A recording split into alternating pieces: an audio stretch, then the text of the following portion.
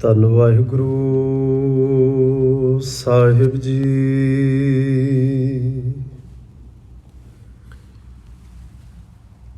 पांच तत्व को तन रचियो,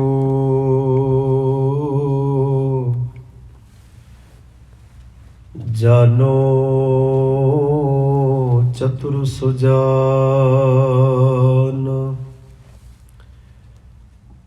जहते उपजियो नानका, लीन ताहे मैं मान।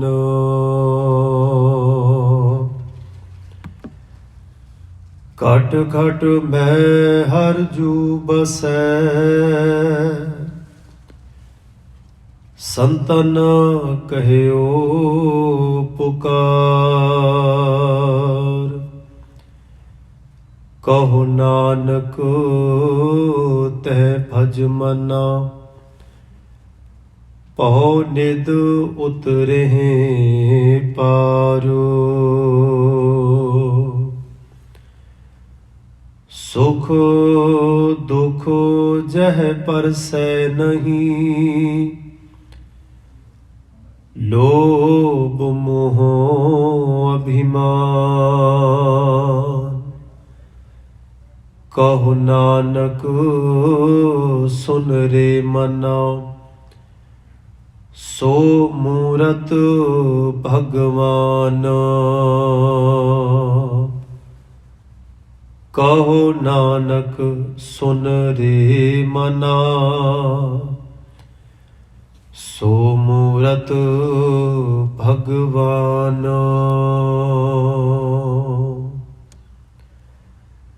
ਸਾਹਿਬ ਸਤਿਗੁਰੂ ਗੁਰੂ ਗ੍ਰੰਥ ਸਾਹਿਬ ਮਹਾਰਾਜ ਜੀ ਦੇ ਹਜ਼ੂਰ ਸਜ ਬੈਠੇ ਸਤਿਕਾਰੇ ਸਤਸੰਗੀ ਜਨੋਂ, ਗੁਰੂ ਮਹਾਰਾਜ ਜੀ ਦੀ ਮੁਬਾਰਕ ਬਾਣੀ ਦੇ ਪਾਠ ਅਤੇ ਕੀਰਤਨ ਆਪ ਜੀ ਨੇ ਸ਼ਰਵਣ ਕੀਤੇ ਹਨ।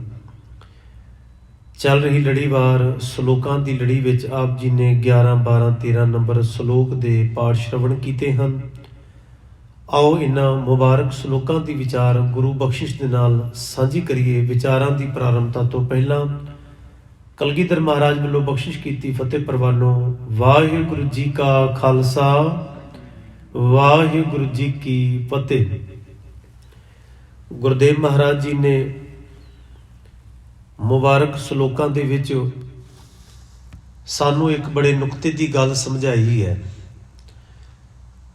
ਇਹ ਤਿੰਨੋਂ ਹੀ ਸ਼ਲੋਕ ਅਗਰ ਧਿਆਨਪੂਰਵਕ ਪੜ੍ਹੀਏ ਤਾਂ ਕੁਝ ਗੱਲ ਹੋਰ ਸਪਸ਼ਟ ਹੁੰਦੀ ਹੈ। ਪਹਿਲੇ ਸ਼ਲੋਕ ਨੂੰ ਪੜ੍ਹਿਆਂ ਇਉਂ ਮਹਿਸੂਸ ਹੁੰਦਾ ਹੈ ਕਿ ਗੁਰੂ ਮਹਾਰਾਜ ਸਾਡੇ ਤਨ ਨੂੰ ਮਿੱਥਿਆ ਕਹਿ ਰਹੇ ਨੇ ਕਿ ਇਹ ਤਨ ਤਤਾਂ ਦਾ ਬਣਿਆ ਔਰ ਜਿਸ ਮਟੀਰੀਅਲ ਦਾ ਬਣਿਆ, ਤਤਾਂ ਤੋਂ ਬਣਿਆ, ਤਤਾਂ ਦੇ ਵਿੱਚ ਇਹਨੇ ਰਲ ਜਾਣਾ। ਪਰ ਗੁਰੂ ਮਹਾਰਾਜ ਜੀ ਕੇਵਲ ਤਤਾਂ ਦੀ ਜਾਣਕਾਰੀ ਨਹੀਂ ਦੇ ਰਹੇ, ਸਾਨੂੰ ਮੌਤ ਤੋਂ ਭੈਭੀਤ ਨਹੀਂ ਕਰਾ ਰਹੇ। ਗੁਰੂ ਮਹਾਰਾਜ ਨੇ ਇਹਨਾਂ ਦੇ ਅਗਲੇ ਦੇ ਸ਼ਲੋਕਾਂ ਦੇ ਵਿੱਚ ਇਹ ਵੀ ਦੱਸਿਆ ਕਿ ਆਖਿਰ ਇਹਨਾਂ ਤਤਾਂ ਦੇ ਵਿੱਚ ਰਹਿੰਦਿਆਂ ਹੋਇਆਂ ਅਸੀਂ ਕੀ ਖੱਟ ਸਕਦੇ ਹਾਂ, ਕੀ ਕਮਾ ਸਕਦੇ ਹਾਂ, ਕੀ ਕਰ ਸਕਦੇ ਹਾਂ। ਸੋ ਗੁਰੂ ਮਹਾਰਾਜ ਜੀ ਨੇ ਆਰੰਭਲੇ ਸ਼ਲੋਕ ਦੇ ਵਿੱਚ ਆਖਿਆ, ਪਾਂਚ ਤਤ ਕੋ ਤਨ ਰਚਿਓ, ਜਾਨੋ ਚਤੁਰ ਸੁਜਾਨ। ਹੇ ਚਤੁਰ ਸਿਆਣੇ ਬੰਦੇ, ਤੈਨੂੰ ਦੁਨੀਆ ਦੀ ਤਮਾਮ ਜਾਣਕਾਰੀ ਹੋਏਗੀ, ਨੌਲੇਜ ਹੋਏਗੀ, ਸਮਝ ਹੋਏਗੀ। ਇਸ ਗੱਲ ਦੀ ਵੀ ਸਮਝ ਰੱਖ ਕਿ ਇਹ ਜਿਹੜਾ ਤਨ ਹੈ, ਤਨ ਦਾ ਭਾਵ ਹੈ ਸਰੀਰ, ਜਿਹਨੂੰ ਅਸੀਂ ਕਾਇਆ ਵੀ ਕਹਿੰਦੇ ਆ, ਬੋਡੀ ਕਹਿੰਦੇ ਆ। ਇਹ ਜਿਹੜਾ ਤਨ ਹੈ, ਮਹਾਰਾਜ ਕਹਿੰਦੇ ਨੇ ਇਹ ਪੰਜਾਂ ਤੱਤਾਂ ਦੇ ਸੁਮੇਲ ਨਾਲ ਬਣਿਆ। ਗੁਰੂ ਗ੍ਰੰਥ ਸਾਹਿਬ ਜੀ ਦੀ ਬਾਣੀ ਦਾ ਇਹ ਵੀ ਮੰਨਣਾ ਹੈ ਕਿ ਜੋ ਕੁਝ ਵੀ ਬਣਿਆ ਸਾਰਾ ਹੀ ਪੰਜਾਂ ਤੱਤਾਂ ਦੇ ਵਿੱਚ ਹੈ, ਛੇਵਾਂ ਤੱਤ ਹੈ ਹੀ ਨਹੀਂ। ਸਾਇੰਸ ਭਾਵੇਂ ਬਥੇਰੇ ਹੋਰ ਵੀ ਤੱਤਾਂ ਦੀ ਗੱਲ ਕਰਦੀ ਹੈ, ਪਰ ਮੁੱਢਲੇ ਪੰਜ ਹੀ ਨੇ। ਪੰਜਾਂ ਤੱਤਾਂ ਦਾ ਹੀ ਅੱਗੇ ਫੈਲਾਅ ਹੈ। ਗੁਰੂ ਰਾਮਦਾਸ ਮਹਾਰਾਜ ਜੀ ਦਾ ਇੱਕ ਸ਼ਬਦ ਹੁੰਦਾ ਹੈ ਜਿਸ ਵਿੱਚ ਮਹਾਰਾਜ ਕਹਿੰਦੇ ਨੇ, ਪਾਂਚ ਤਤ ਕਰ ਸ੍ਰਿਸ਼ਟ ਸਭ ਸਾਜੀ। ਇਹ ਪੰਜਾਂ ਤੱਤਾਂ ਦੀ ਸਾਰੀ ਹੀ ਕਾਇਨਾਤ ਇਹ ਸ੍ਰਿਸ਼ਟੀ ਬਣੀ ਹੈ, ਜਿਹਨੂੰ ਅਸੀਂ ਹਵਾ, ਮਿੱਟੀ, ਅਗਨ, ਵਾਯੂ, ਆਕਾਸ਼, ਇਹ ਜਿਹੜੇ 5 ਤੱਤ ਮੰਨਦੇ ਹਾਂ। ਆਕਾਸ਼ ਦਾ ਭਾਵ ਸਪੇਸ। ਸਪੇਸ ਵੀ ਆਪਣੇ ਆਪ ਦੇ ਵਿੱਚ ਇੱਕ ਤੱਤ ਹੈ। ਜੇ ਇਹ ਤੱਤ ਨਾ ਹੋਵੇ, ਮੇਰੀ ਆਵਾਜ਼ ਤੁਹਾਡੇ ਤੱਕ ਪਹੁੰਚੇ ਹੀ ਨਾ। ਇਹ ਜਿਹੜੀ ਗੋਲ ਧਰਤੀ ਘੁੰਮ ਰਹੀ ਹੈ, ਇਹ ਆਕਾਸ਼ ਤੱਤ ਕਰਕੇ ਹੀ ਘੁੰਮ ਰਹੀ ਹੈ, ਕੋਈ ਸਪੇਸ ਹੈ।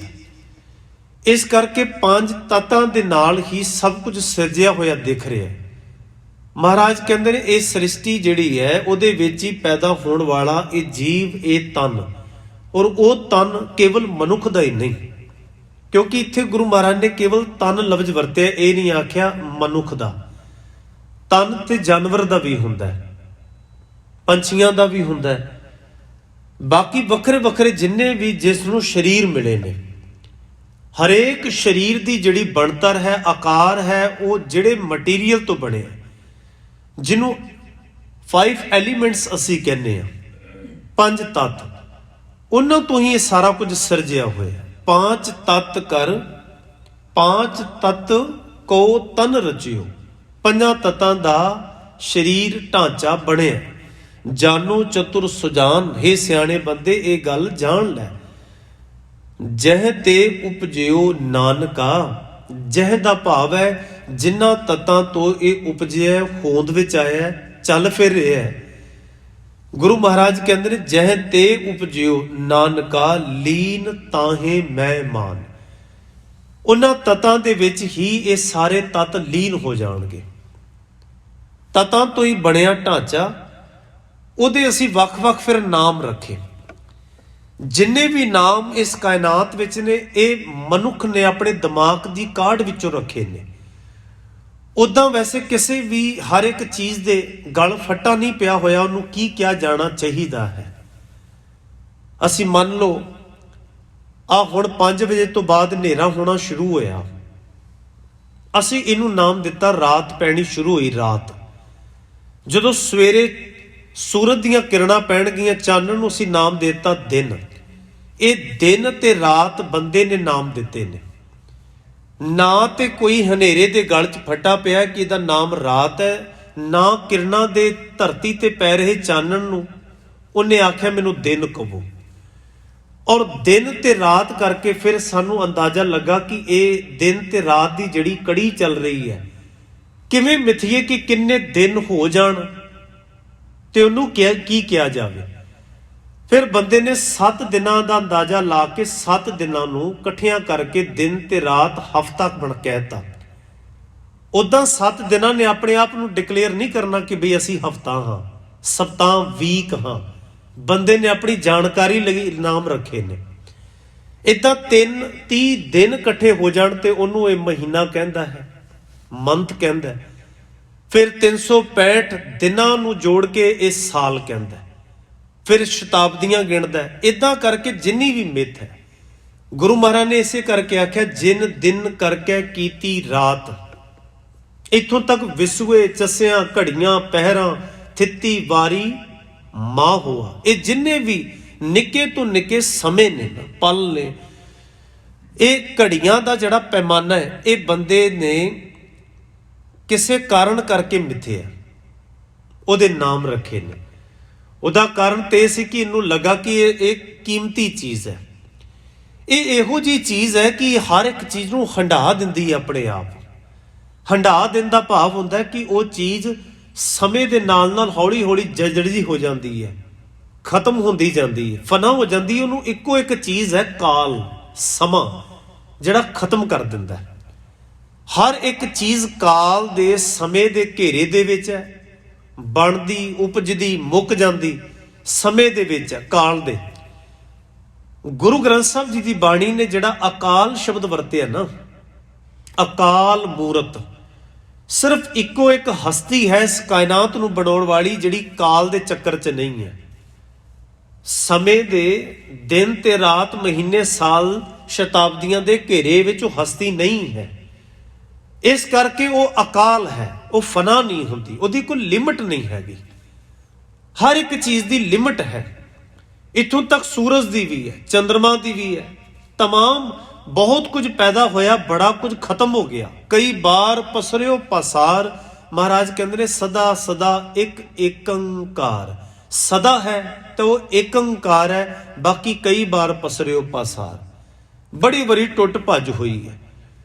ਤੁਸੀਂ ਦੇਖੋ ਜਿਹੜੀ ਅਸੀਂ 84 ਲੱਖ ਜੂਨਾਂ ਦੀ ਗੱਲ ਕਰਦੇ ਹਾਂ, ਕਿ ਡਾਇਨਾਸੌਰ ਵੀ 84 ਲੱਖ ਜੂਨਾਂ ਦੇ ਵਿੱਚ ਹੀ ਸੀ, ਤੇ ਜੇ ਸੀ ਤੇ ਉਹ ਜੂਨ ਖਤਮ ਕਿਉਂ ਹੋਈ? ਫਿਰ 84 ਦੇ ਵਿੱਚੋਂ ਦੀ ਇੱਕ ਜੂਨ ਘਟਾ ਦੇਣੀ ਪਏਗੀ। ਇਦਾਂ ਤੁਸੀਂ ਸਾਇੰਸ ਦੀ ਅਗਰ ਕਿਤਾਬਾਂ ਫੋਲੋਗੇ ਤੇ ਕਈ ਜੂਨਾਂ ਸਨ ਜੋ ਖਤਮ ਹੋ ਚੁੱਕੀਆਂ ਨੇ। ਫਿਰ ਉਹਨੂੰ ਕਿਹੜੀ ਗਿਣਤੀ ਦੇ ਵਿੱਚ ਲਿਆਈਏ ਆਪਾਂ? ਕੀ ਜੂਨਾਂ ਦੀ ਘਾਟ ਪੈ ਗਈ ਹੈ? ਸੋ ਇਹ ਜਿਹੜਾ ਵਰਡ 84 ਵੀ ਹੈ ਨਾ, ਇਹ ਵੀ ਬੰਦੇ ਨੇ ਆਪਣੀ ਸਮਝ ਲਈ ਤੈਅ ਕੀਤਾ। ਇਹ ਮੁਹਾਵਰੇ ਦੇ ਵਿੱਚ ਹੈ, ਕੋਈ ਡਿਕਲੇਅਰ ਨਹੀਂ ਹੈਗਾ ਕਿ 84 ਲੱਖ ਹੀ ਨੇ। ਅੱਜ ਤਾਂ ਸਾਇੰਸ ਦੀ ਦੁਨੀਆ ਹੈ, ਅੱਜ ਵਿਗਿਆਨ ਡਿਸਕਵਰੀ ਵਾਲੇ ਤੁਸੀਂ ਵੇਖੋ, ਉਹ ਲਗਾਤਾਰ ਖੋਜ ਰਹੇ ਨੇ ਤੇ ਲਗਾਤਾਰ ਨਵੀਂ ਚੀਜ਼ ਲੱਭ ਕੇ ਲਿਆ ਰਹੇ ਨੇ। ਅਜੇ ਉਹ ਕਹਿੰਦੇ ਨੇ ਅਜੇ ਬਹੁਤ ਲੰਮਾ ਸਫ਼ਰ ਹੈ, ਅਜੇ ਤੇ ਅੱਧ ਵਿੱਚ ਵੀ ਨਹੀਂ ਉਹ ਕਹਿੰਦੇ ਅਸੀਂ ਪਹੁੰਚੇ। ਤੇ ਜਦੋਂ ਇਹ ਗੱਲਾਂ ਚੱਲ ਰਹੀਆਂ ਸਨ ਭਾਰਤੀ ਖਿੱਤੇ ਦੇ ਵਿੱਚ, ਉਦੋਂ ਕਿਹੜੇ ਕੈਮਰੇ ਤੇ ਕਿਹੜੀਆਂ ਖੋਜਾਂ ਹੋਈਆਂ ਸਨ? ਮੈਨੂੰ ਖਿਮਾ ਕਰਿਓ, ਜਦੋਂ ਅਸੀਂ ਇਸ ਵਿਚਾਰ ਨੂੰ ਹੌਲੀ ਹੌਲੀ ਕਰਕੇ ਸਮਝ ਚ ਲਿਆਵਾਂਗੇ, ਪਕੜ ਹੋਏਗੀ, ਬੜੇ ਭਰਮ ਟੁੱਟ ਜਾਣਗੇ ਆਪਣੇ ਆਪ। ਔਰ ਗੁਰੂ ਭਰਮ ਤੋੜਨ ਨਹੀਂ ਆਏ ਸਨ। ਸੋ ਸਤਿਗੁਰੂ ਵਾਹ ਵਾਹ ਜਿਨ ਭਰਮ ਗੜ ਤੋੜਿਆ, ਸੋ ਸਤਿਗੁਰੂ ਵਾਹ ਵਾਹ ਜਿਨ ਹਰ ਸਿਉ ਜੋੜਿਆ, ਜਿਹਨੇ ਸੱਚ ਨਾਲ ਜੋੜਿਆ ਔਰ ਭਰਮਾਂ ਤੋਂ ਖਲਾਸੀ ਦਿਵਾ ਦਿੱਤੀ। ਇਹ ਮੁਹਾਵਰੇ ਨੇ ਆਪਣੇ ਆਪ ਦੇ ਵਿੱਚ, ਇਹ ਕੋਈ ਦਾਵਾ ਨਹੀਂ ਹੈ ਕਿ ਇੰਨੇ ਹੀ ਹਨ। ਉਦਾਹਰਣ ਤੌਰ ਤੇ ਅਸੀਂ ਕਿੰਨੇ ਮੁਹਾਵਰਿਆਂ 'ਚ ਇੱਕ ਦੂਜੇ ਨੂੰ ਮੈਸੇਜ ਡਿਲੀਵਰ ਕਰਦੇ ਹਾਂ, ਗੱਲਬਾਤ ਸਮਝਾਉਂਦੇ ਹਾਂ ਮੁਹਾਵਰਿਆਂ ਦੇ ਵਿੱਚ, ਅਲੰਕਾਰਾਂ ਦੇ ਵਿੱਚ। ਬਾਣੀ ਨੇ ਵੀ ਵਰਤੇ ਨੇ ਅਲੰਕਾਰ। ਜੇ ਜੁਗ ਚਾਰੇ ਆਰਜਾਂ ਹੋਰ ਦਸੂਣੀ ਹੋਏ, ਇਹ ਕੀ ਹੈ? ਅਲੰਕਾਰ ਹੈ। ਬਾਣੀ ਕੀ ਯੁੱਗਾਂ ਨੂੰ ਮੰਨਦੀ ਹੈ? ਜੇ ਬਾਣੀ ਯੁੱਗਾਂ ਨੂੰ ਨਹੀਂ ਮੰਨਦੀ ਤੇ ਜੇ ਜੁਗ ਚਾਰੇ ਆਰਜਾਂ ਹੋਰ ਦਸੂਣੀ ਹੋਏ, ਇੱਕ ਯੁੱਗ ਦੀ ਉਮਰ ਤੁਸੀਂ ਵੇਖੋ ਲੱਖਾਂ ਸਾਲ ਹੈ, ਤੇ 4 ਯੁੱਗਾਂ ਦੀ ਫਿਰ 10 ਗੁਣ, ਇਦਾਂ ਬੰਦੇ ਦੀ ਉਮਰ ਹੁੰਦੀ ਥੋੜਾ। ਅਲੰਕਾਰ ਨੇ, ਅਤ ਕਥਨੀ ਅਲੰਕਾਰ ਨੇ, ਜੋ ਹੁੰਦੇ ਨਹੀਂ, ਹੋ ਨਹੀਂ ਸਕਦੀ ਉਹ ਗੱਲ। ਮਹਾਰਾਜ ਕਹਿੰਦੇ ਨੇ ਜੇ ਮੰਨ ਲਓ ਹੋ ਵੀ ਜਾਏ ਤੇ ਕੀ ਖੱਟ ਲਏਗਾ ਤੂੰ? ਜੇ ਇੰਨੀ ਲੰਮੀ ਚੌੜੀ ਉਮਰ ਲੈ ਵੀ ਲਏਗਾ ਤਾਂ ਮਸਲਾ ਤੇ ਹੈ ਕਿ ਜੇ ਇਹ ਸਮਝ ਹੀ ਨਹੀਂ ਪੈ ਰਹੀ ਕਿ ਉਮਰ ਮਿਲੀ ਕਿਉਂ ਹੈ, ਜੀਵਨ ਮਿਲਿਆ ਕਿਉਂ ਹੈ, ਕਰਨਾ ਕੀ ਹੈ, ਤਾਂ ਭਾਵੇਂ ਯੁੱਗਾਂ ਦੀ ਜਿੰਨੀ ਉਮਰ ਇਕੱਠੀ ਕਰ ਲੈ, ਬਣਨਾ ਫਿਰ ਵੀ ਕੁਝ ਨਹੀਂ। ਉਮਰ ਦੀ ਲਾਲਸਾ ਤੋੜੀ ਮਹਾਰਾਜ ਜੀ ਨੇ ਸਾਡੇ ਅੰਦਰੋਂ ਦੀ। ਕਿਤੇ ਬਾਣੀ 'ਚ ਇਹ ਵੀ ਕਹਿ ਦਿੱਤਾ, ਬਿਨ ਸਿਮਰਨ ਜੋ ਜੀਵਨ ਬੱਲਾ ਸਰਪ ਜੈਸੇ ਅਰਜਾਰੀ। ਸਰਪ ਕਹਿੰਦੇ ਨੇ ਸੱਪ ਨੂੰ, ਅਰਜਾਰੀ ਦਾ ਅਰਥ ਉਮਰ। ਹਜ਼ਾਰਾਂ ਸਾਲ ਦੀ ਉਮਰ ਸੱਪ ਦੀ ਬਹੁਤ ਲੰਮੀ ਉਮਰ ਹੁੰਦੀ ਹੈ, ਬਹੁਤ ਲੰਮੀ ਉਮਰ ਜਿਉਂਦਾ। ਪਰ ਮਹਾਰਾਜ ਕਹਿੰਦੇ ਨੇ ਵੇਸੀ ਘੋਲਦਾ। ਬਿਨ ਸਿਮਰਨ ਜੋ ਜੀਵਨ ਬਲਨਾ ਸਰਪ ਜੈਸੇ ਅਰਜਾਰੀ, ਨਵ ਖੰਡਨ ਕੋ ਰਾਜ ਕਮਾਵੇ ਅੰਤ ਚਲੇ ਗੋਹਾਰੀ। ਕੀ ਖੱਟ ਲੇਗਾ ਭਾਈ? ਅਸੀਂ ਕੀ ਕਰਦੇ ਹਾਂ? ਅਸੀਂ ਲੰਮੀਆਂ ਉਮਰਾਂ ਦੀਆਂ ਅਰਦਾਸਾਂ ਕਰਾਉਂਦੇ ਹਾਂ, ਬੱਚਿਆਂ ਨੂੰ ਆਸ਼ੀਰਵਾਦ ਦਿੰਦੇ ਹਾਂ, ਲੰਮੀ ਉਮਰ ਹੋਵੇ ਤੁਹਾਡੀ, ਸਾਡੀ ਉਮਰ ਵੀ ਤੁਹਾਨੂੰ ਲੱਗ ਜਾਏ। ਮਹਾਰਾਜ ਕਹਿੰਦੇ ਨੇ ਇਹ ਸੱਚ ਤੋਂ ਪਰੇ ਦੀਆਂ ਗੱਲਾਂ ਨੇ। ਨਾ ਤੇ ਕਿਸੇ ਦੀ ਕਿਸੇ ਨੂੰ ਉਮਰ ਟਰਾਂਸਫਰ ਹੁੰਦੀ ਹੈ, ਠੀਕ ਹੈ। ਜਿਹਨੂੰ ਜਿਹੜੀ ਉਮਰ ਉਹਨੇ ਜਿਉਣੀ ਹੈ ਅਸਲ ਦੇ ਵਿੱਚ, ਉਹਨੂੰ ਇਹ ਲਾਲਸਾ 'ਚ ਪਾਇਆ ਹੀ ਨਾ ਜਾਵੇ ਤੇਰੀ ਉਮਰ ਵੱਧ ਹੋਵੇ, ਸਾਡੀ ਉਮਰ ਤੈਨੂੰ ਲੱਗ ਜਾਏ। ਬਾਣੀ ਤਾਂ ਕਹਿੰਦੀ ਹੈ ਦੇਨ ਦੁਆਈ ਸੇ ਮਰੇ। ਬਈ ਜਿਹੜੇ ਦੁਆਵਾਂ ਦੇ ਰਹੇ ਨੇ ਉਹ ਵੀ ਨਹੀਂ ਰਹੇ। ਦੇਨ ਦੁਆਈ ਸੇ ਮਰੇ, ਜਿਨ ਕੋ ਦੇਨ ਸੇ ਜਾਹੇ, ਉਹ ਵੀ ਚਲੇ ਗਏ। ਰਿਹਾ ਤਾਂ ਕੋਈ ਨਹੀਂ ਨਾ। ਕੀ ਉਹ ਦੁਆਵਾਂ ਵਾਲੀਆਂ ਤੁਸੀਂ ਕੋਈ ਇੱਕ ਅੱਧੀ ਦਲੀਲ ਸਾਬਤ ਕਰ ਸਕਦੇ ਹੋ ਕਿ ਜਿਹਨੂੰ ਦੁਆਵਾਂ ਇੰਨੀਆਂ ਮਿਲੀਆਂ ਉਹ ਵੇਖੋ ਜੀ 200 ਸਾਲ ਹੋ ਕੇ ਗਿਆ? ਇਹ ਤੇ ਹੈ ਹੀ ਨਹੀਂ ਸੱਚ। ਦੁਆਵਾਂ ਦੇ ਚੱਕਰਾਂ 'ਚ ਨਾ ਪਾਈਏ। ਆਪਣੇ ਬੱਚਿਆਂ ਨੂੰ ਬਾਬਾ ਫਤਿਹ ਸਿੰਘ, ਬਾਬਾ ਜੋਰਾਵਰ ਸਿੰਘ ਵਾਂਗ, ਮਾਤਾ ਗੁਜਰ ਕੌਰ ਵਾਂਗਰ ਸਬਜੈਕਟ ਇਹ ਸਮਝਾਈਏ ਕਿ ਬੇਟਾ 7 ਤੇ 9 ਸਾਲ ਦੇ ਹੋ ਕੇ ਜਾਓ, ਪਰ ਇਹ ਸਾਬਤ ਕਰਕੇ ਜਾਓ ਕਿ ਜਨਮ ਮਿਲਿਆ ਕਿਉਂ, ਕਰਨਾ ਕੀ ਹੈ, ਕੀ ਕੀਤਾ ਜਾ ਸਕਦਾ ਇਸ ਉਮਰ ਦੇ ਵਿੱਚ ਵੀ। ਉਹਨਾਂ ਨੇ 70 ਸਾਲ ਦੇ ਉਹਨਾਂ ਨੂੰ ਝਾਂਸੇ 'ਚ ਨਹੀਂ ਰੱਖਿਆ ਕਿ ਤੁਹਾਡਾ ਤੇ ਬੜਾ ਲੰਮਾ ਚੌੜਾ ਸਮਾਂ ਪਿਆ ਹੋਇਆ।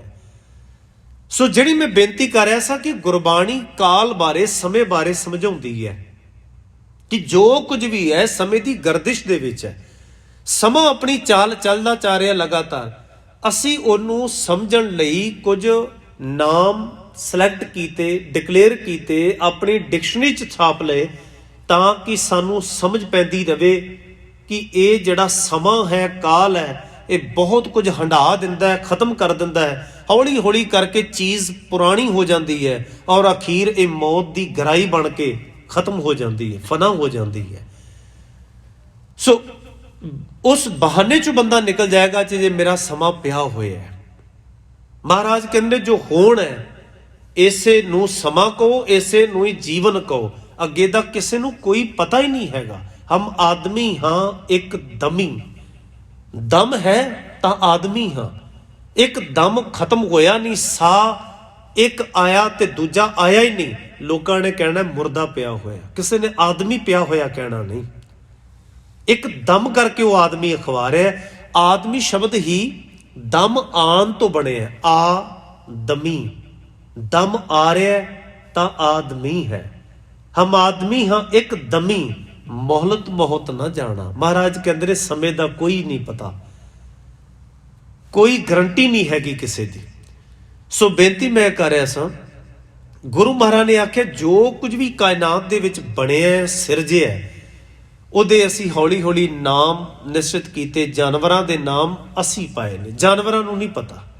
ਡੌਗ ਨੂੰ ਇਹ ਨਹੀਂ ਪਤਾ ਲੋਕ ਮੈਨੂੰ ਡੌਗ ਕਹਿੰਦੇ ਨੇ, ਬਿੱਲੀ ਨੂੰ ਇਹ ਨਹੀਂ ਪਤਾ ਲੋਕ ਮੈਨੂੰ ਬਿੱਲੀ ਜਾਂ ਕੈਟ ਕਹਿੰਦੇ ਨੇ, ਕਿਸੇ ਮੋਰ ਨੂੰ ਨਹੀਂ ਪਤਾ ਮੇਰਾ ਨਾਮ ਲੋਕਾਂ ਨੇ ਮੋਰ ਪਾਇਆ ਹੋਇਆ। ਇਹ ਸਾਡੀ ਜਾਣਕਾਰੀ ਲਈ ਅਸੀਂ ਸੈੱਟ ਕੀਤੇ।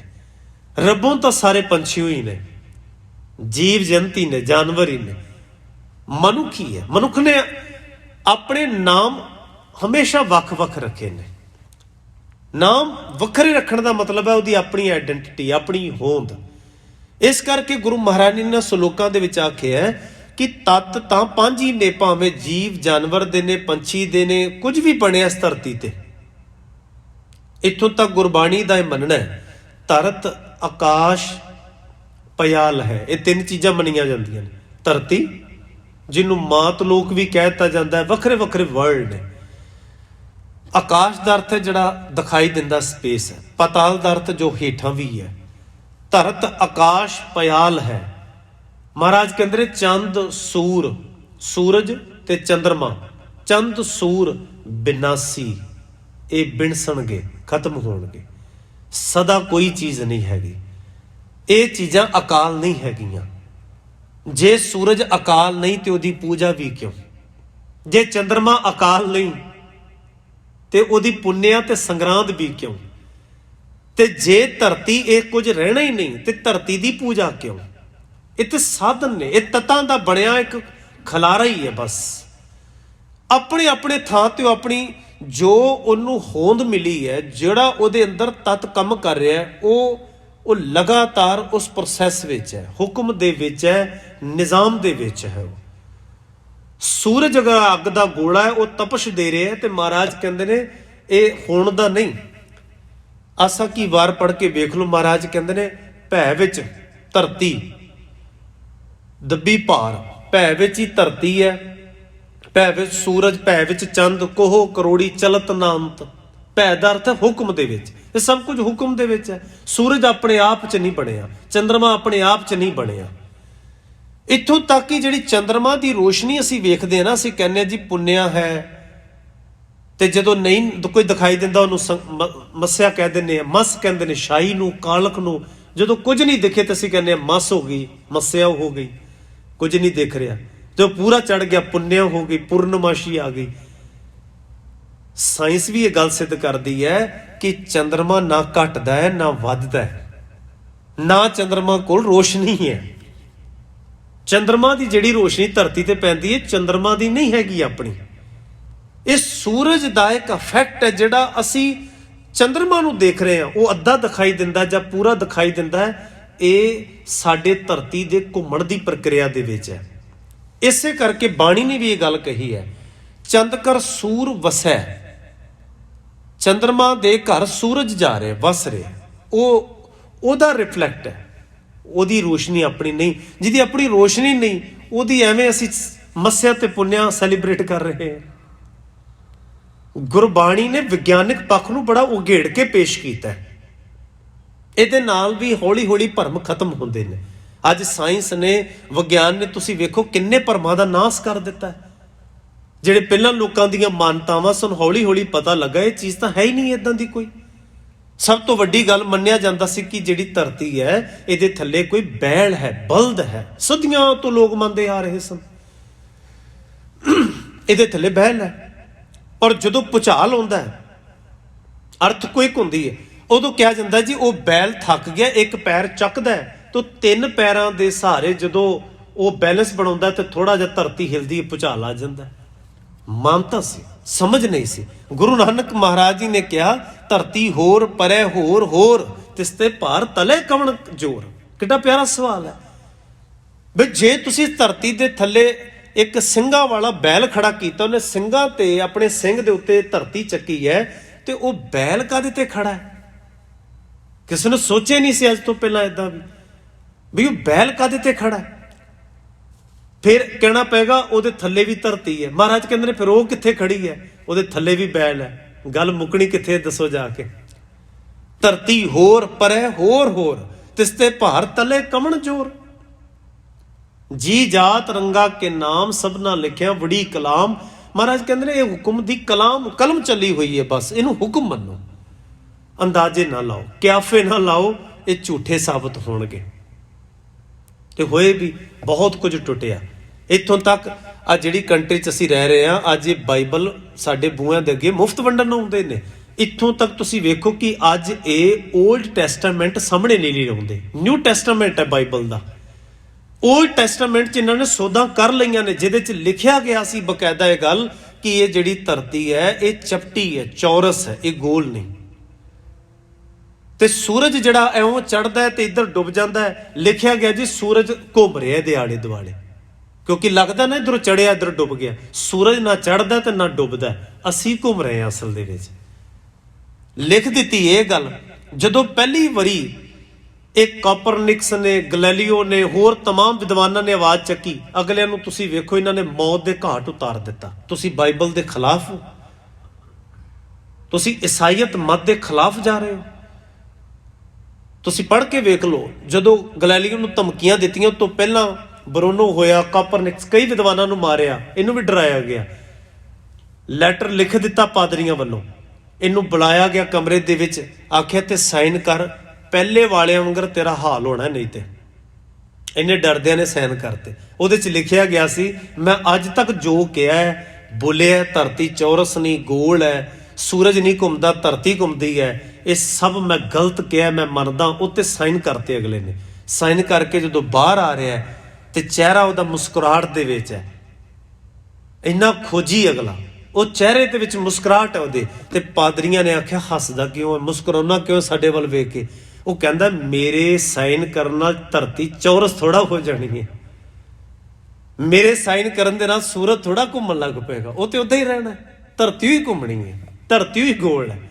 ਸਾਈਨ ਨਾਲ ਮੇਰਾ ਥੋੜਾ ਕੁਦਰਤ ਬਦਲ ਸਕਦਾ ਕੁਝ। ਉਹਨਾਂ ਨੇ ਆਖਿਆ ਏਦਾਂ ਨਹੀਂ ਮੰਨਦਾ। ਇਹਨੇ ਸਾਈਨ ਹੀ ਕੀਤੇ ਨੇ, ਮੰਨਦਾ ਅਜੇ ਵੀ ਨਹੀਂ ਪਿਆ। ਬਕਾਇਦਾ ਉਹਨਾਂ ਨੇ ਉਹਦੇ ਘਰ ਦੇ ਵਿੱਚ ਬੰਦ ਕਰਕੇ ਕਾਲ ਕੋਠਰੀ ਬਣਾ ਕੇ ਉਹਨੂੰ ਮਾਰ ਦਿੱਤਾ, ਖਤਮ ਕਰਤਾ। ਉਹ ਚੋਰਾਂ ਵਾਲੀ ਕਬਰ ਥਾਂ ਤੇ ਉਹਦੀ ਕਬਰ ਦੱਬੀ ਗਈ। ਕਿਹਨੇ ਗੁਨਾਹ ਕੀਤਾ? ਇਹ ਗੁਨਾਹਗਾਰ ਸੀ। ਪਰ ਤੁਸੀਂ ਵੇਖੋ 1 ਸਾਲ 2 ਸਾਲ ਤਰੱਕੀ ਹੋਈ, 400 ਸਾਲ ਬੀਤਣ ਦੇ ਬਾਅਦ, ਕੋਈ ਛੋਟਾ ਸਮਾਂ ਨਹੀਂ ਹੈ।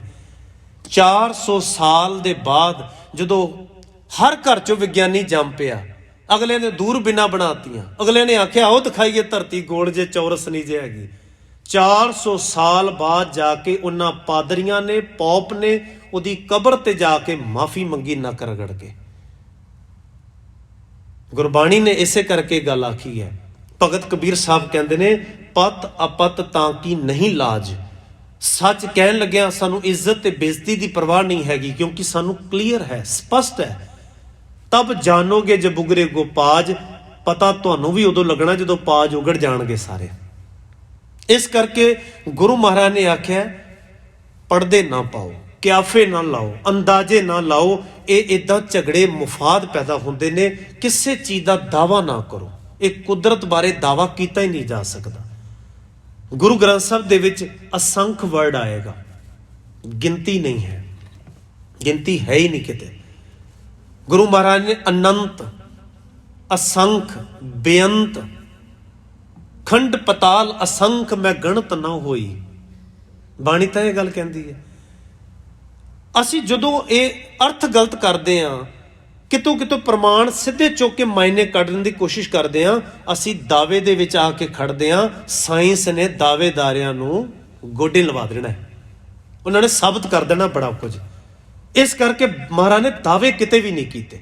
ਗੁਰੂ ਮਹਾਰਾਜ ਕਹਿੰਦੇ ਨੇ ਅਸੀਂ ਕੌਣ ਆ ਇਸ ਕੁਦਰਤ ਤੇ ਅਕਾਲ ਪੁਰਖ ਵਾਹਿਗੁਰੂ ਬਾਰੇ ਦਾਅਵੇ ਕਰਨ ਵਾਲੇ। ਹਰ ਕੀ ਗਤ ਨਾ ਕੋ ਜਾਣੈ, ਜੋਗੀ ਜਤੀ ਤਪੀ ਪਚਹਾਰੈ, ਅਰਬੋ ਲੋਕ ਸਿਆਣੈ। ਚੰਗੇ ਚੰਗੇ ਸਿਆਣੇ ਖੱਪ ਗਏ, ਗੱਲ ਨਹੀਂ ਬਣੀ ਕਿਸੇ ਦੇ ਕੋਲੋਂ ਵੀ। ਇਸ ਕਰਕੇ ਦਾਵਾ ਕੋਈ ਨਹੀਂ ਹੈ। ਗੁਰੂ ਗ੍ਰੰਥ ਸਾਹਿਬ 'ਚ ਇੱਕ ਵੀ ਕੁਦਰਤ ਬਾਰੇ ਦਾਵਾ ਨਹੀਂ ਕੀਤਾ ਗਿਆ। ਮਹਾਰਾਜ ਨੇ ਤੇ ਇਹ ਆਖਿਆ ਬਸ ਸਮਝ, ਜਿੰਨੀ ਸਮਝ ਪੈ ਰਹੀ ਹੈ ਉਨੀ ਸਾਂਝ ਕਰ ਰਹੇ ਹਾਂ, ਔਰ ਉਹ ਸੱਚ ਦੇ ਆਧਾਰ ਤੇ ਹੈ। ਉਹ ਸੱਚ ਹੈ ਜੋ ਸਮਝ ਆ ਰਿਹਾ, ਜੋ ਬੰਦੇ ਨੂੰ ਵੀ ਸਮਝ ਆ ਸਕਦਾ। ਅੰਦਾਜ਼ੇ ਤੇ ਕਿਆਫਿਆਂ ਤੋਂ ਕੱਢਦਾ ਮਹਾਰਾਜ ਨੇ ਸਾਨੂੰ। ਹਾਂ ਇਹ ਆਖਿਆ ਇਹ ਵਿਕਾਸ ਹੈ, ਰੁਕਣਾ ਨਹੀਂ ਚਾਹੀਦਾ। ਤਰੱਕੀ ਕਰੋ, ਵਿਕਾਸ ਕਰੋ, ਜਿੱਥੋਂ ਤੱਕ ਜਾ ਸਕਦੇ ਹੋ ਜਾਓ, ਪਰ ਜਿੱਥੇ ਅਖੀਰ ਜਾਇਓ ਉੱਥੇ ਵੀ ਨੂੰ ਅਖੀਰ ਨਾ ਮੰਨਿਓ। ਇਹ ਰੁਕਣਾ ਨਹੀਂ ਚਾਹੀਦਾ। ਸੋ ਮਹਾਰਾਜ ਕਹਿੰਦੇ ਨੇ ਇਹ ਜਿਹੜਾ ਸਰੀਰ ਹੈ ਤਤਾਂ ਦਾ ਬਣਿਆ, ਜਿਵੇਂ ਬਾਕੀ ਸਾਰਾ ਕੁਝ ਬਣਿਆ। ਜਿਵੇਂ ਬੇਨਤੀ ਮੈਂ ਕਰ ਰਿਹਾ ਸਾਂ, ਧਰਤ ਆਕਾਸ਼ ਪਿਆਲ ਹੈ, ਚੰਦ ਸੂਰ ਬਿਨਾਸੀ, ਬਾਦਸ਼ਾਹ ਸ਼ਾਹ ਉਮਰਾਵ ਖਾਨ ਟਾ ਢੇਰੇ ਜਾਸੀ, ਰੰਗ ਤੁੰਗ ਗਰੀਬ ਮਸਤ ਸਭ ਲੋਕ ਸਿਧਾਸੀ, ਕਾਜੀ ਸ਼ੇਖ ਮਸ਼ਾਇਕਾ ਸਭੇ ਉੱਠ ਜਾਸੀ। ਕਿਉਂਕਿ ਉਹ ਤਤਾਂ ਦੇ ਨਾ ਬਣੇ ਹੋਏ, ਨਾਮ ਹੀ ਵੱਖੋ ਵੱਖਰੇ ਨੇ, ਆਇਡੈਂਟੀਟੀਆਂ ਹੀ ਵੱਖਰੀ ਵੱਖਰੀਆਂ ਨੇ, ਪਰ ਜਿਹੜੀ ਮਟੀਰੀਅਲ ਤੋਂ ਬਣੇ ਨੇ ਨਾ, ਪੰਜ ਤਤਾਂ ਤੋਂ ਬਣੇ ਨੇ, ਉਹ ਪੰਜਾਂ ਤਤਾਂ ਦੇ ਵਿੱਚ ਖੇਡ ਸਾਰੀ ਸਮਾ ਜਾਂਦੀ ਹੈ। ਪਵਨੇ ਮੇ ਪਵਨ ਸਮਾਇਆ, ਜੋਤੀ ਮੇ ਜੋਤ ਰਲ ਜਾਇਆ, ਐਨਰਜੀ 'ਚ ਐਨਰਜੀ ਰਲ ਗਈ ਜਾ ਕੇ, ਮਾਟੀ ਮਾਟੀ ਹੋਈ ਏਕ।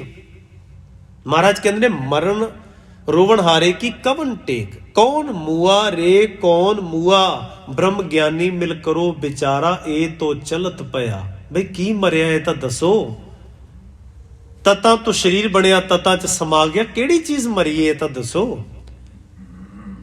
ਇਸ ਕਰਕੇ ਜਿਹੜਾ ਮਰਨਾ ਸ਼ਬਦ ਹੈ ਇਹ ਵੀ ਅਸੀਂ ਡਿਸਾਈਡ ਕੀਤਾ ਹੈ ਆਪਣੀ ਸਮਝ ਲਈ। ਮੌਤ ਲਫ਼ਜ਼, ਜਨਮ ਲਫ਼ਜ਼, ਇਹ ਜਿੰਨੇ ਵਰਡ ਨੇ, ਸ਼ਬਦ ਨੇ, ਇਸੇ ਕਰਕੇ ਮਹਾਰਾਜ ਨੇ ਆਖਿਆ ਸ਼ਬਦ ਗੁਰੂ ਸੁਰ ਤੁਨ ਚੇਲਾ। ਇਹ ਬੜੀ ਵੱਡੀ ਫਿਲਾਸਫੀ ਹੈ ਸ਼ਬਦ ਦੀ। ਬੰਦੇ ਦਾ ਸਾਰਾ ਆਧਾਰ ਹੀ ਸ਼ਬਦ ਤੇ ਖੜਾ ਹੈ। ਸਿਰਫ ਇਸ ਪੂਰੀ ਕਾਇਨਾਤ ਵਿੱਚੋਂ ਇੱਕ ਦਿਨ ਲਈ ਸ਼ਬਦ ਨੂੰ ਰੋਕ ਲਾਤੀ ਜਾਵੇ, ਸ਼ਬਦ ਹੈ ਹੀ ਨਹੀਂ, ਕੁਝ ਵੀ ਨਹੀਂ ਹੈਗਾ। ਅਸੀਂ ਜਾਨਵਰਾਂ ਤੋਂ ਵੀ ਬੱਤਰ ਜਾਨਵਰ ਦਿਖਾਂਗੇ, ਸ਼ਬਦ ਹੀ ਨਹੀਂ ਹੈਗਾ। ਤੁਸੀਂ ਕਿਸੇ ਚੀਜ਼ ਨੂੰ ਨਾ ਹੀ ਨਹੀਂ ਦੇ ਸਕਦੇ। ਅਗਰ ਆਪਾਂ ਖਾਣ ਵਾਲੀ ਚੀਜ਼ ਨੂੰ ਬ੍ਰੈਡ, ਰੋਟੀ, ਦਾਲ, ਸਬਜ਼ੀ ਕਹਿ ਰਹੇ ਹਾਂ ਤੇ ਸਾਡੇ ਦਿੱਤੇ ਵਰਡ ਹਨ, ਸ਼ਬਦ ਹਨ। ਜਾਣਕਾਰੀ ਵਧਾਉਂਦੀਆਂ ਨੇ ਉਹ, ਹੌਲੀ ਹੌਲੀ ਇਹ ਤੋਂ ਜਾਣਕਾਰੀ ਵਧੀ, ਵਿਕਾਸ ਹੋਇਆ ਇਹਨਾਂ ਸ਼ਬਦਾਂ ਦੇ ਆਧਾਰ ਤੇ। ਇਹ ਪੌੜੀ ਤਰ ਪੌੜੀ ਬੰਦਾ ਚੜ੍ਹਦਾ ਚਲਾ ਗਿਆ।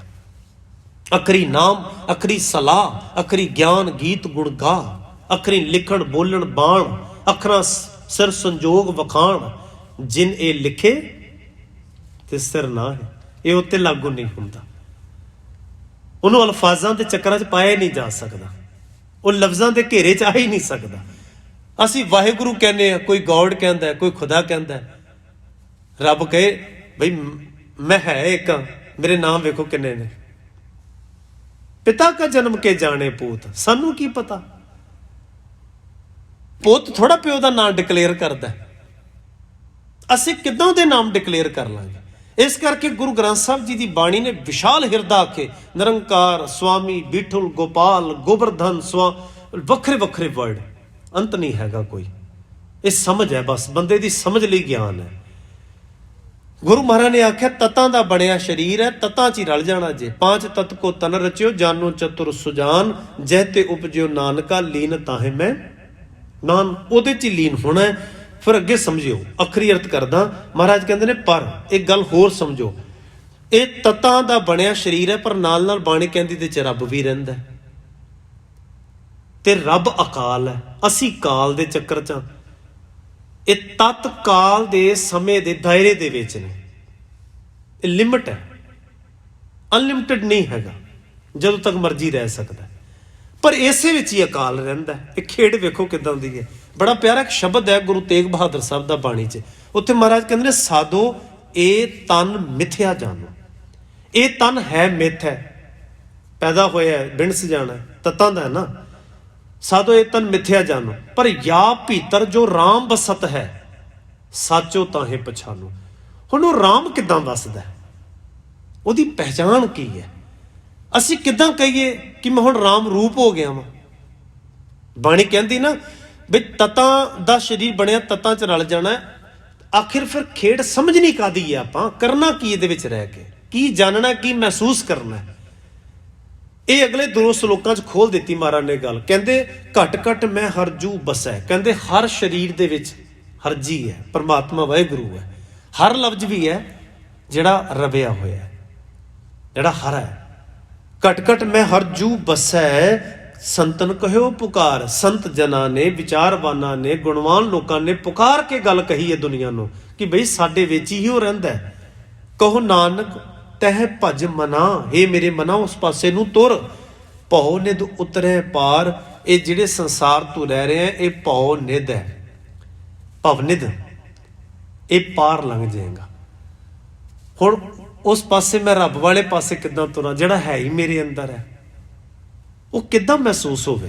अगले शब्द दे सलोक दे अर्थ जाणीए। महाराज ने आख्या कहंदे रब रूप बंदा हो सकदा है, किदां हो सकदा है, वो किदां समझे कि ਉਹਦਾ रूप की, ਉਹਦਾ स्वरूप की है। महाराज कहंदे ने सुख दुख जह परसै नहीं, लोभ मोह अभिमान। कहो नानक सुन रे मना, सो मूरत भगवान। वो बंदा ही रब मूरत हो जाएगा जिहड़ा है ना घट घट मैं हरजू बसै, जिहड़ा पंज तत्तां दे विच रहिंदियां रहिंदियां ये माणिया जा सके। रब रूप हो जाना की है, रब दुख सुख विच नहीं हैगा, रब मान अभिमान च नहीं हैगा। ते मानो जिहड़ा बंदा भी मान ते अभिमान दे चक्कर चों निकल गया, जिहड़ा बंदा दुख सुख दे विचों निकल गया, क्योंकि असी दुखी हो रहे हैं, असी सुख विच छाड़ा मार रहे हैं। सुख आया तो छाड़ा मार लिया, दुख आया तो रोन लग पे। इस सोग ते सुख दे विचों दी अगर बंदा निकल जाए, मुक्त हो जाए, सुख दुख जह परसै नहीं, परसदा नहीं हैगा, टच नहीं करता।